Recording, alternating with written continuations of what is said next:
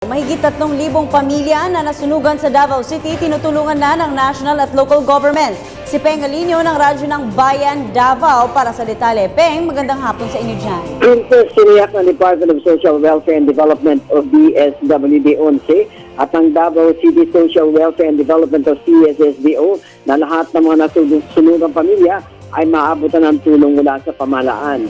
Una na binigyan ng pagkain tulad ng lugaw, noodles, silata at ibang gas ang mga biktima sa 5 evacuation centers tulad ng mga paaralan na wala ng klase dahil sa bakasyon na at gym kung saan dito nagsiksikan ng mga nawalan ng tirahan mga pamilya.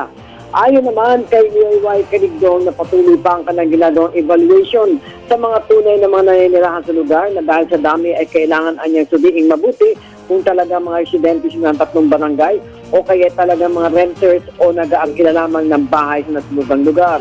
Inaasahang maisusumiti nila kay Davao City Mayor Diego Duterte ang listahan ng mga biktima mula sa 3 barangay upang maipamudmud kaagad sa kanila ang tulong pinansyal mula sa lokal na pamahalaan at makapagpatayo kaagad sa kanilang mga tahanan kung saan nakatirikas ng mga bahay bago pa ito nasunog. Tiniyak ni Duterte na makakabalik pa sila sa kanilang mga lupain dahil ito naman anya ay pagmamayari ng pamahalaan at dito rin anya ang pangkabuhay ng mga nakatira sa lugar. Biyernes alas 8 ng gabi nang umanay sa isang nakasinding kandila, nagsimula ang apoy na tumupok sa mahigit 1,000 kabahayan na tumagal ng 5 oras bago ito naapula. Para sa Telebisyon ng Bayan, Peng Alinio, Radyo ng Bayan, Davao.